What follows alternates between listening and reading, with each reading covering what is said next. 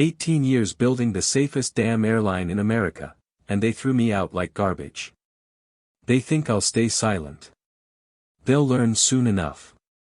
Monday. 6:48 a.m. Stellar Pacific Headquarters, Boise, Idaho. I had worn that uniform so long it felt like a second skin. Buttoned up, pressed collar, for gold stripes on each shoulder.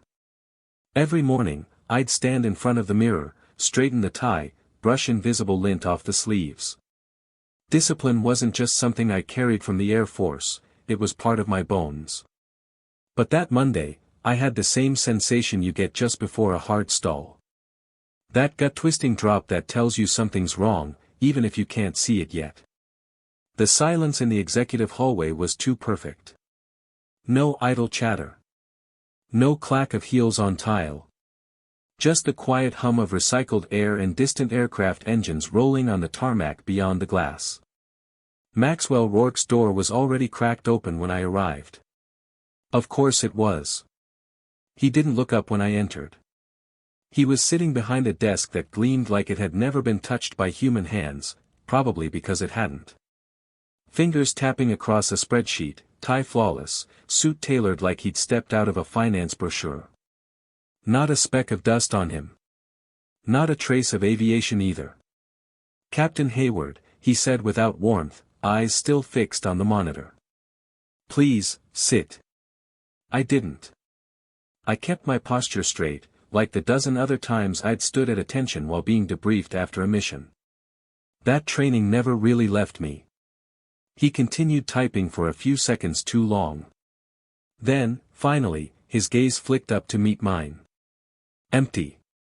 Like this was just another item on his Monday checklist. "Your position has been eliminated," he said flatly.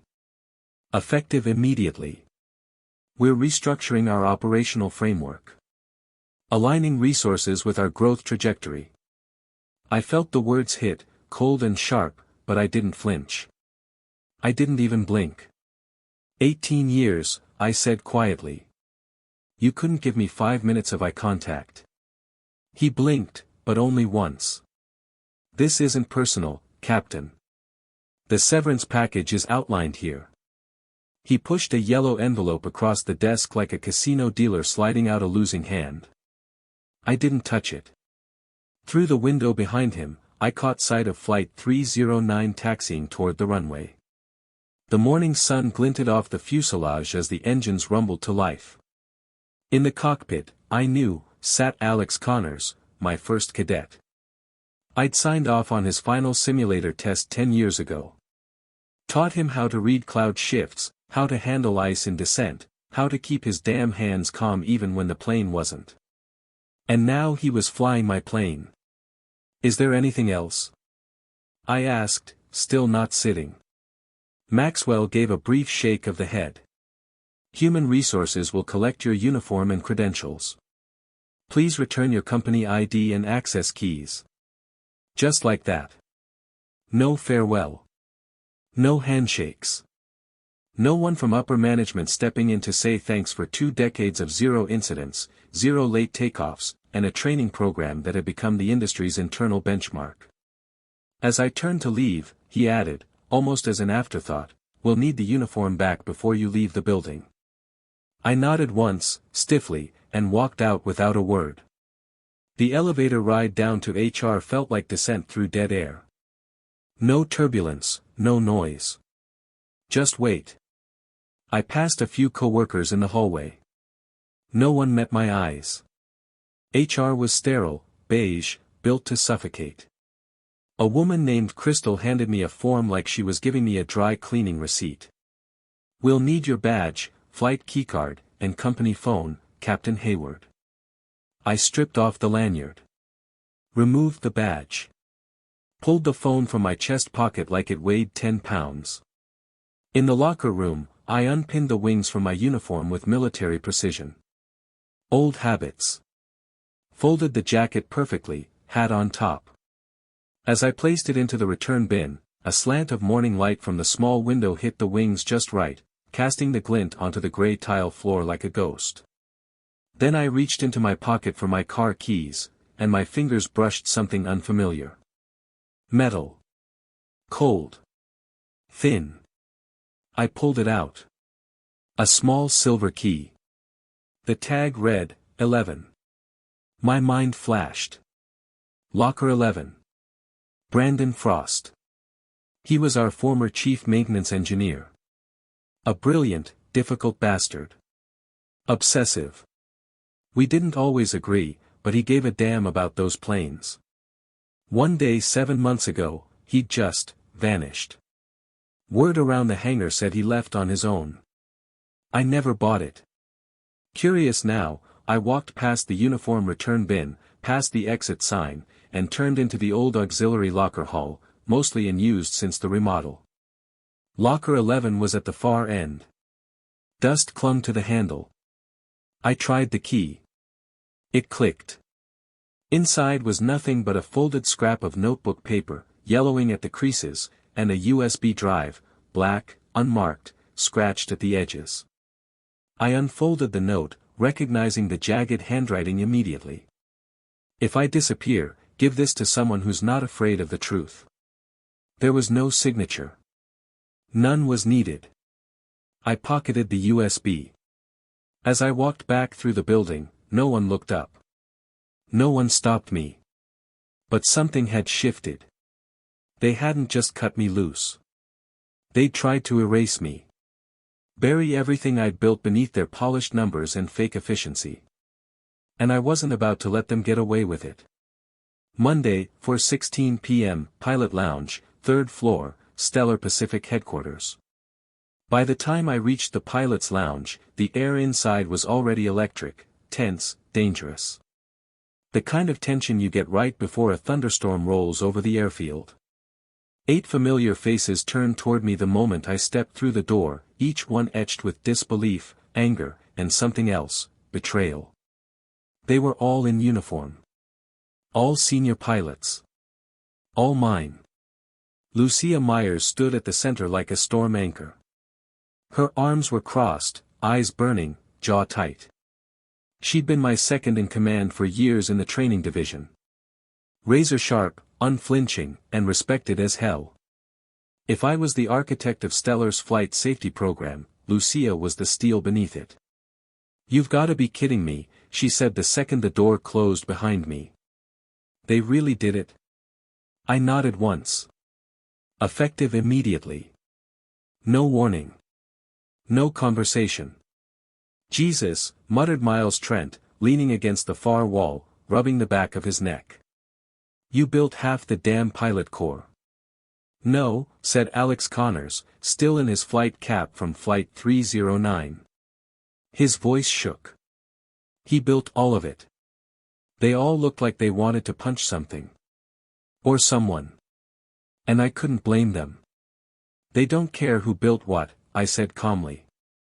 "They've already moved on. Efficiency reports and cost charts don't remember names." "Then maybe we should make them remember," Lucia snapped. "We call in sick. All of us. Ground every damn flight." A murmur of agreement rippled through the room. Fists clenched. Heads nodded. "No," I said. That single word dropped like a hammer. They all turned to me, surprised. "You think they care about one more broken name?" I asked. "You walk out now, you give them what they want, open slots for cheaper contractors. They've been setting it up for months." "But what are we supposed to do?" asked Harper Shaw, her voice tight.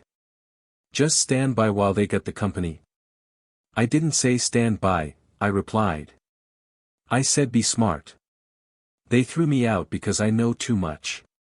That's not weakness, that's leverage. But if you all follow me out the door, you won't have any." Lucia narrowed her eyes. "You're planning something." I met her gaze. "Let's just say I didn't walk out empty-handed." That quieted them. Lucia held my stare another moment, then gave the slightest nod.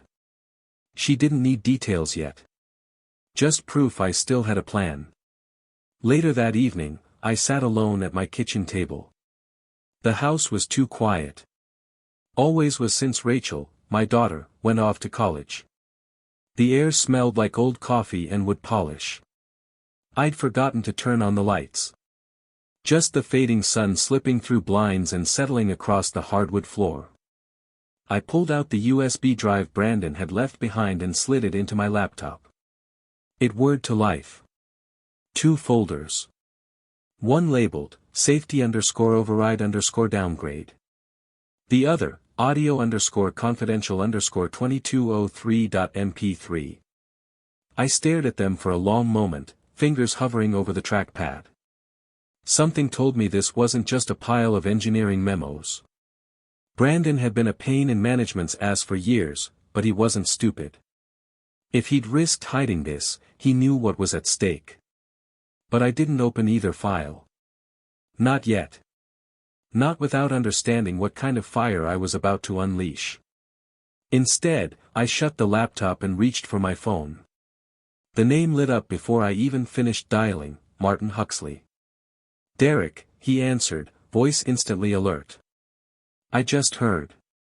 Is it true?" "It's true," I said. Maxwell delivered the bullet. Brent loaded the gun. A beat of silence. Then, "He told the board you were ready to retire. That it was mutual." My laugh was bitter. "He lied, Martin. Your son lied. Right to your face." Martin exhaled slowly. "He's been slipping further into the numbers ever since you left the core team. Replacing experience with analytics. I've stayed quiet too long. You're not the only one." Martin's voice dropped to a near whisper. "I don't think you're safe around them anymore, Derek. Not if you know things they've been trying to bury." "I don't just know them," I said. "I have them." There was another pause, this one heavy. "Then you need to talk to someone who can do something about it," he said finally. "Someone who's not afraid to act." "I'm listening. There's a man named Donovan Park. CEO at Orion Skyline. Fast-growing, aggressive expansion plans. I had lunch with him last week. He's looking for someone to rebuild a full training program. And unlike Brent, he actually listens when people with flight experience talk. You think he'll want me? I think he'll fight to get you." He sent me Donovan's direct number before we ended the call. As the night deepened, I sat there in the quiet and stared again at the files on my screen. The airline I'd helped build was rotting from the inside. Not because of incompetence, but because of intent. Greed wrapped in suits and quarterly projections. They weren't cutting corners, they were cutting throats. They'd started with mine. But they hadn't buried me yet. Not even close. I copied the 2 folders to an encrypted drive. Then I powered down the laptop, slid the USB back into its hiding place, and locked it in my fireproof safe. If they wanted to burn the past to build their future, they'd chosen the wrong man to erase. Tomorrow, I'd make my first move. Quiet. Deliberate. And when the storm finally broke over Stellar Pacific, I was going to make damn sure every one of them got wet. Tuesday, 7:12 a.m., Pilot Lounge Executive Briefing Room, Stellar Pacific HQ. They never thought the crew would stand still. They underestimated what we'd built. By the time I arrived at the 3rd-floor pilot's lounge that morning, the place was packed, 18 pilots standing in silence, uniforms crisp, expressions like carved stone. No one moved. No one prepped for flight. The flight board blinked steadily in the background, listing takeoffs that weren't going to happen. Lucia Myers met me at the door with a subtle nod. She didn't need to say a word. The decision had already been made. I stepped in, scanning the room. These weren't rookies or wide-eyed cadets. These were the best Stellar Pacific had left, command pilots, flight instructors, veterans with thousands of logged hours. Every one of them had been through my simulators. Everyone had sweated through high-altitude decompression drills and fire failure landings under my instruction. And every one of them was refusing to fly. "I didn't tell you to do this," I said softly. "We know," Alex replied. "You didn't have to. Before I could respond, the doors banged open hard enough to rattle the coffee urns. Maxwell Rourke stormed in, tie too tight, eyes already red. He scanned the group and barked, "What the hell is going on here?" No one answered. "This is insubordination," he snapped. "You're all grounded and reassigned if you don't report to your gates in 5 minutes. Do you understand me?" The silence thickened. I stepped forward. "This isn't insubordination," I said calmly. "This is a safety stand down." Maxwell's lip curled. "You don't work here anymore, Hayward. And yet I still remember your obligations better than you do," I shot back.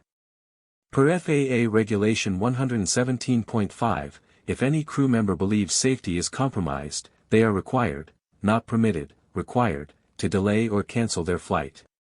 Lucia spoke next, voice cool and deliberate. "This is not a protest.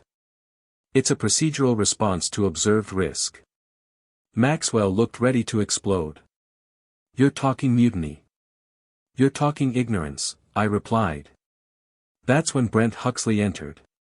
His tailored suit was charcoal gray. His face was made of polished brass, no emotion, just corporate shine. The kind of man who practiced facial expressions in the mirror and spoke in branded metaphors. He strode in with the calculated pace of someone who believed time was beneath him. "What's the problem, gentlemen?" he asked. "And ladies," he added, nodding perfunctorily to Lucia. I turned slowly to face him. "They're concerned about safety. They have the legal right to stand down. What they have," Brent said smoothly, "is a duty to perform. If you're inciting disruption, Derek, I suggest you take your personal vendetta elsewhere." Lucia cut in before I could speak. "We've documented system irregularities, potential procedural compromises, and unresolved maintenance gaps. We're preparing a formal report. You'll have it within 60 minutes. Brent's smile thinned. "And in the meantime?" "In the meantime," Lucia said, "we don't fly." Maxwell laughed, high and hollow. "You think this is going to shake us? Flights are already boarding. Passengers are on the move. This kind of stunt is exactly what you trained us not to ignore," Miles interrupted, stepping forward. "I remember your own words, Derek, one hesitation is better than one funeral." The room quieted for half a second. Then Brent's smile vanished. "You're letting a bitter old man steer your judgment," he snapped. "He's a relic." Alex Connors stepped in front of me before I could respond. His voice wasn't raised, but it cut like a blade. "Relic? He's the reason 180 people are alive today." Brent blinked. "What?" "4 years ago. Lightning strike, night descent into Denver. All instruments failed. Derek taught me how to bring it down blind. And I did. Because of him." The room was still. The silence had weight. Brent adjusted his cufflinks, clearly rattled, but trying to regain his composure. "You have 1 hour," he said coldly. "Submit your report. After that, anyone not flying is terminated for cause." He left without waiting for a reply. Maxwell lingered a moment longer, glaring at me like a man staring down a lit fuse. Then he turned and followed. We moved quickly. Lucia and I led the others into the adjacent conference room, bare walls, ancient projector, just enough space for war room strategy. White boards filled with hand-scrawled notes.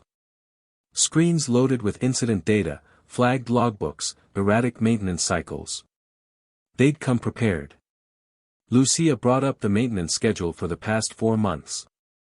Half the service intervals had been extended without proper documentation. Several were signed off by staff that had been let go the week prior. "I've never seen a pattern like this," she muttered. "It's too consistent to be lazy. It's deliberate." I pulled out my phone and dialed Rachel. She answered on the first ring. "You okay?" she asked.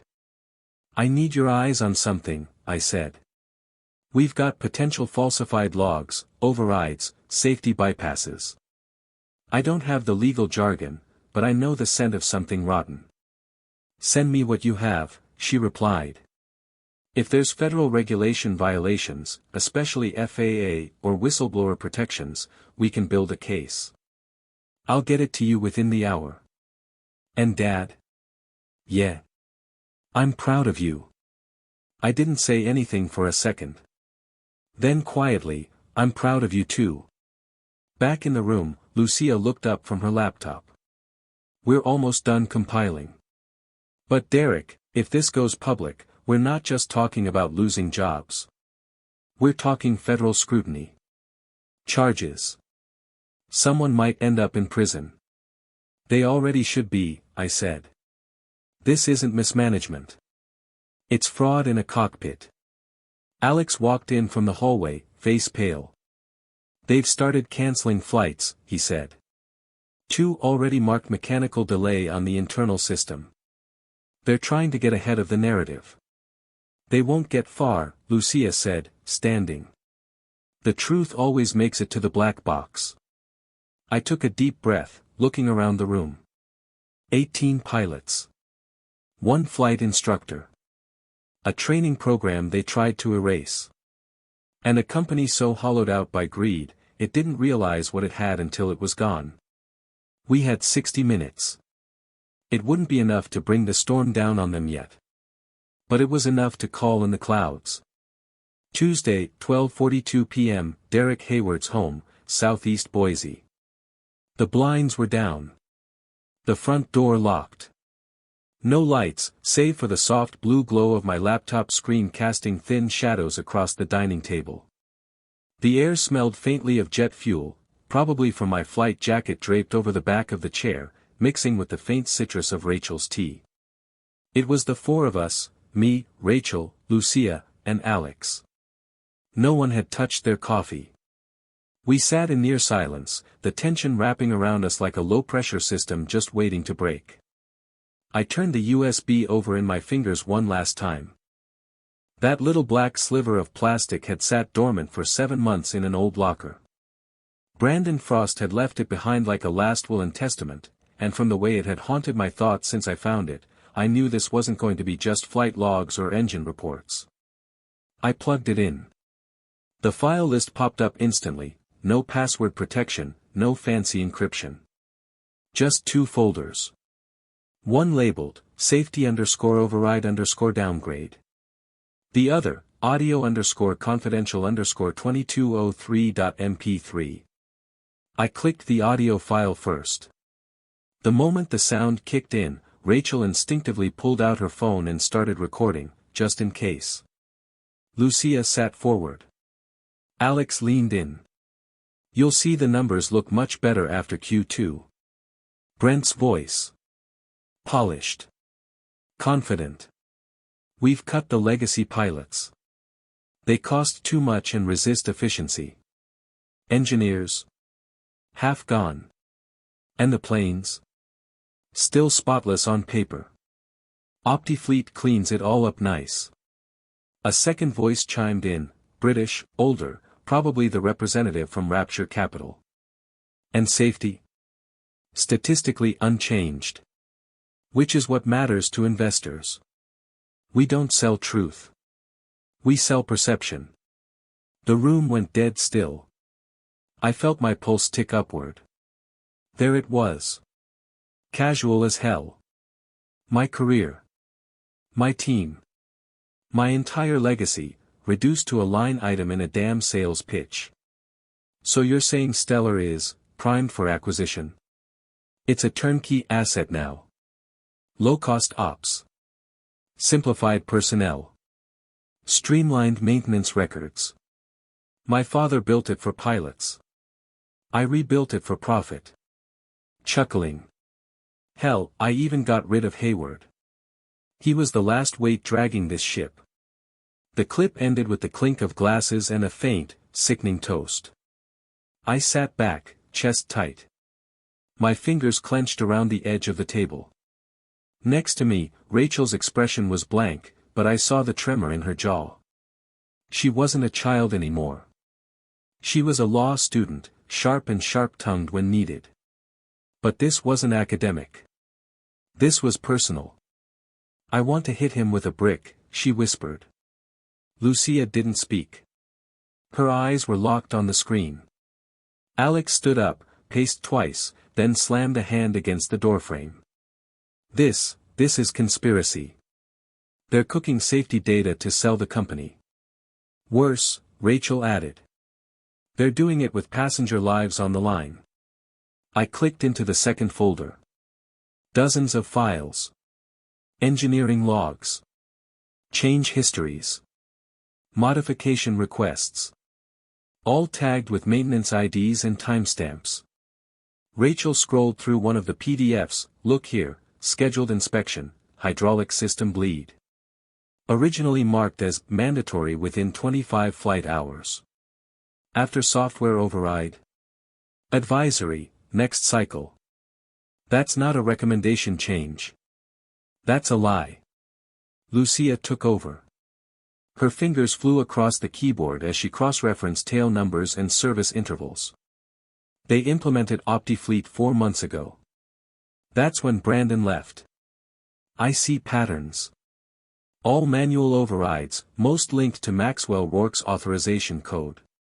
And every override resulted in reduced maintenance scope. And none of this was disclosed to FAA," Rachel said. This is felony-grade fraud. Not just negligence, deliberate falsification of federally regulated safety protocols." Alex looked at me. "What do we do now?" I didn't answer right away. The silence in the room was deafening, broken only by the soft whir of the laptop fan and the occasional clink as Rachel's ring tapped nervously against her glass. Finally, I leaned forward. "We don't burn this down with noise," I said. "We do it by the book. Controlled descent. No turbulence. We go to the people who can stop them cold, with evidence they can't bury." Rachel nodded slowly. "I'll prep a sealed report and contact the FAA's Office of Aviation Safety. If we play this smart, we don't just take down Brent and Maxwell. We stop the acquisition entirely. That's the endgame here." "They're selling a death trap," Lucia added. I stood, took a breath. And then I picked up the phone.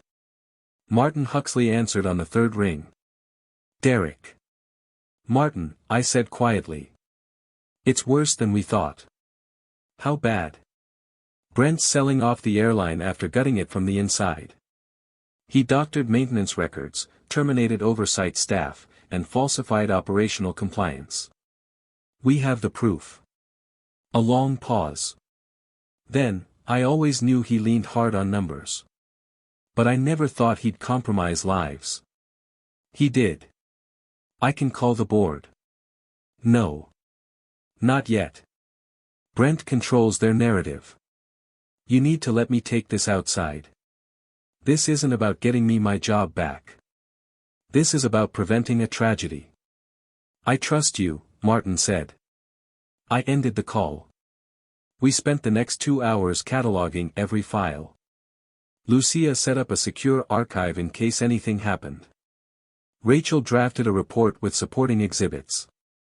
Alex volunteered to deliver a backup drive off-site. It felt like war prep. But not a chaotic one. This was methodical. Professional. Righteous. When I walked back into the living room, I paused at the photos on the mantel. Rachel at age 12 in my old flight cap. The original altitude award we earned in '09. The plaque from the FAA for our perfect decade. And me, standing beside Martin on the tarmac, one arm around Brandon Frost. Ghosts now, most of them. But I wasn't one yet. I turned to the others. We strike tomorrow. FAA gets the report. Lucia, you presented as chief instructor. Alex, you leaked the audio to 3 key reporters anonymously. Rachel, stay on standby for legal fallout. Roger that, Lucia said. Alex saluted with 2 fingers. Rachel just smiled grimly. Let's ground these bastards. Outside, clouds had begun to gather, low, gray, rumbling.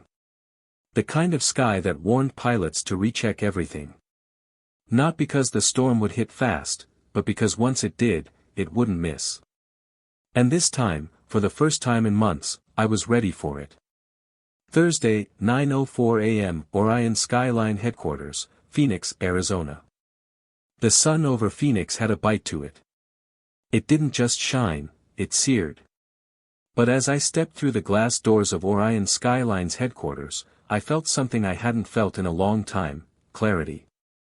The lobby was a polished prism of light and glass, but not the kind of sterile sheen you'd find in Stellar's executive wing.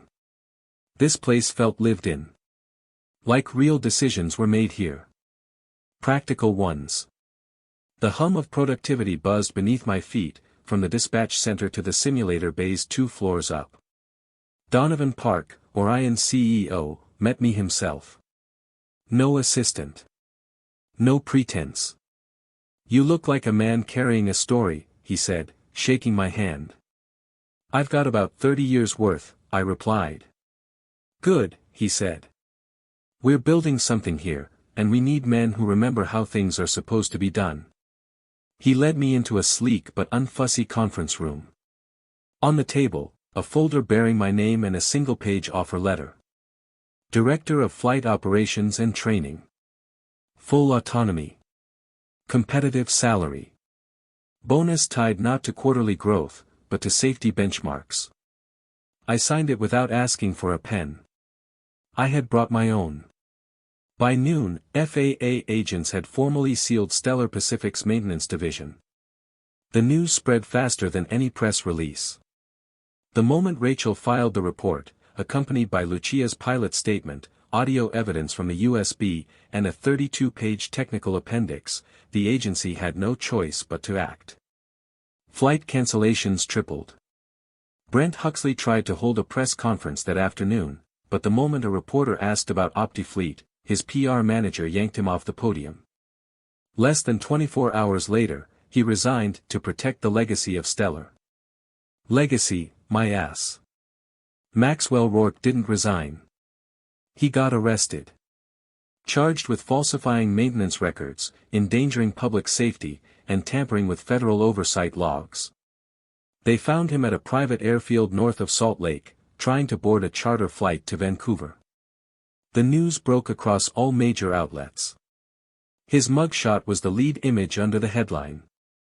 Efficiency exec caught in safety scandal, FAA cracks down on aviation fraud.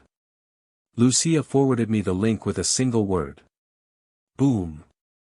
The next day, the parking lot at Orion's training center was full before sunrise. 30 pilots stood waiting outside the front entrance, duffels slung over shoulders, flight logs in hand. Many of them had torn the Stellar patches from their uniforms. Some came in civilian clothes. But they all had the same look in their eyes: resolve. Lucia led the pack, with Alex at her side. They filed in silently. No handshakes. No ceremony. Just a nod between professionals who'd weathered a storm and lived to chart a new course. Donovan came to stand beside me as we watched them from the observation deck overlooking the lobby. "You sure about this many?" he asked.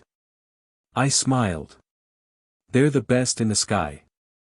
I'd take 30 of them over 300 of anyone else." "And your loyalty?" he asked carefully. "Is earned," I said, "not bought. You treat them right, you'll never see a stronger crew." He nodded. "Fair." Meanwhile, Rachel was back in D.C., working directly with the FAA's legal branch. Her job wasn't finished. Stellar's board was still negotiating the acquisition deal with Rapture Capital, trying to salvage the sale with creative language and half-apologies. But Rachel knew better. She filed an emergency injunction, citing willful misrepresentation of safety protocols, material deception of shareholders, and violation of FAA disclosure laws. It landed hard. Within hours, the Department of Transportation froze all merger proceedings pending a full investigation. Stellar's stock nosedived. Investors panicked. Rapture pulled out. Rachel called me that night, voice half exhausted, half triumphant. They tried to cover a burning fuselage with a PR blanket, she said. We just ripped it off. I hope you're writing all this down for your thesis. I'm thinking memoir, she joked. I chuckled. Call it altitude loss. The next morning, my phone rang again. Martin Huxley. His voice was tired. The board wants you back, he said simply. Excuse me. They've seen the damage. They need credibility. Someone who can steady the brand. They asked me to call. They want you to return, as CEO. For a moment, I said nothing. Then I walked to the window of my new office at Orion. Below, I could see my pilots, my real crew, running drills in the simulator bays. Precision. Focus. Unity. Martin, I said finally, I respect you. You built something once. But what they did to it. They're panicking now. They should. They'll offer you anything. Tell them I said no. He hesitated. That's it? No, I said. Tell them they don't deserve a man like me. That afternoon, I stood beside Lucia in our new briefing room. She'd just finished her orientation seminar with the incoming captains. Her voice was hoarse, but her spirit was steady. They all asked me the same thing, she said, handing me a clipboard. What's that? What's the plan now? I glanced down at the clipboard, staffing schedules, updated training rotations, new route profiles. I smiled. Now. I said. Now we fly. 3 weeks later, Orion Skyline Training Center, Phoenix, Arizona. The morning sun crept in through the angled glass walls of Orion's new training center, casting gold across the polished floors and the freshly painted insignia gleaming on the wall, Orion Skyline, built to rise. It was the kind of day pilots remembered. Inside, the air was thick with quiet anticipation, not tension, but reverence. 30 pilots stood shoulder to shoulder in perfect formation, clad in Orion blue. Each wore a nameplate unblemished by the weight of the past, but their postures carried the certainty of seasoned flight veterans. Every man and woman in that room had earned their place not through seniority, but through fire, some literal, some political, some personal. They were mine. 6 brand new full-scale simulators lined the eastern bay of the facility, each already programmed with wind shear patterns, ice simulation, emergency fuel scenarios, and the rarest of all, autonomy in learning. This wasn't just training. It was legacy preservation. I stood at the mezzanine railing, hands in my pockets, watching them absorb the space. Beside me, Donovan Park nodded, approving. They're different, he murmured. They've been broken and rebuilt, I said. That does something to a crew. Martin Huxley stood to my left, silent, arms folded. He had aged 10 years in 3 weeks. His voice when he finally spoke was low and grave. They killed the thing I built, he said, not looking at me. But you turned the pieces into something better. I didn't answer. I didn't need to. The proof was beneath our feet. Just then, a low rumble vibrated the windows. We turned toward the massive observation bay. Outside, a sleek Boeing 787 descended through the final approach, flaps engaged, undercarriage down, its profile cutting clean through the Arizona sky. Lucia Myers was at the helm. We had programmed the test to simulate heavy crosswinds and hydraulic pressure delay, deliberately pushing the system just to the edge. It was the kind of landing that sorted real captains from clipboard managers. The plane touched down smooth as silk, rear tires kissing the runway without bounce, main gear locking in as if guided by instinct. Not a single centimeter off-center. Jesus, Donovan whispered. Perfect. I allowed myself a small smile. She always did hate being average. News broke during lunch. Rachel called as I stood at the edge of the runway, watching the Boeing taxi to a halt. Hey, Dad, she said, voice calm and clipped. You sitting down? I'm watching a perfect landing, I replied. Go ahead and top it. She chuckled, then said, Brent's being indicted. I straightened. Official? Federal charges filed. Wire fraud, falsifying federally regulated records, conspiracy to obstruct oversight. Oh, and reckless endangerment. The audio sealed it. I exhaled slowly, letting the weight of it hit me all at once. Rachel continued, DOJ says the recording shows intent, not just neglect. They might even drag in some board members depending on what discovery uncovers. Good, I said simply. You okay? She asked. Yeah, I said, eyes fixed on the aircraft. Today's a good day. By 3 p.m., the Orion Center was alive with movement, flight scenarios being run, instructors syncing simulators, new hires being on board, and me standing in the break room for the first real cup of coffee I'd had in weeks. Alex Connors stepped in with his usual swagger and handed me a flight plan. You're on the Tokyo charter, Captain. I raised an eyebrow. You're not taking it? I could, he said. But you've earned this one. Besides, the crew requested you. I smirked. Flattery won't keep you out of night drills. He grinned, saluted half seriously, and left me alone with the clipboard. It had my name on it. Captain Derek Hayward. Flight leader. Route, Phoenix, Tokyo.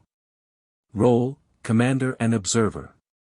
I traced the letters with my thumb. My fingers still remembered the feel of the yoke. My ears still tuned themselves to the slightest shift in engine pitch. And my gut? It was quiet now. Not because the fight was over, but because the war was being fought on new terms. My terms. At 5:32 p.m., we prepped for takeoff. I walked through the Orion hangar, past the polished flight deck, past the open simulator room where a new class of cadets were watching Lucia replay her landing frame by frame. They stared like she was a myth. I stepped aboard the aircraft, greeted the cabin crew, shook hands with the first officer, then slid into the captain's seat. Everything felt familiar, yet earned again. The world through a cockpit window still looked like purpose. Measured. Balanced.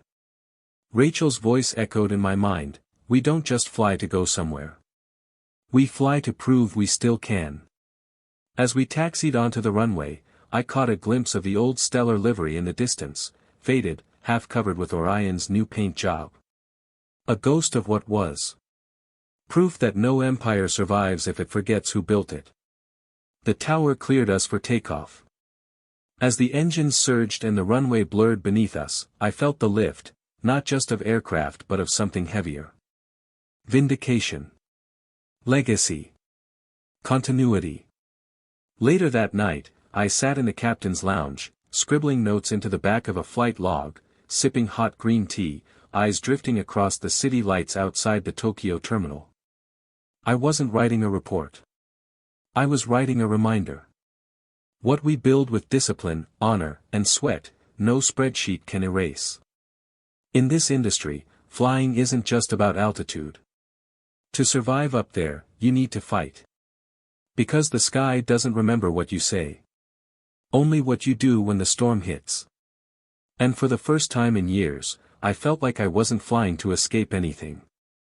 I was flying home.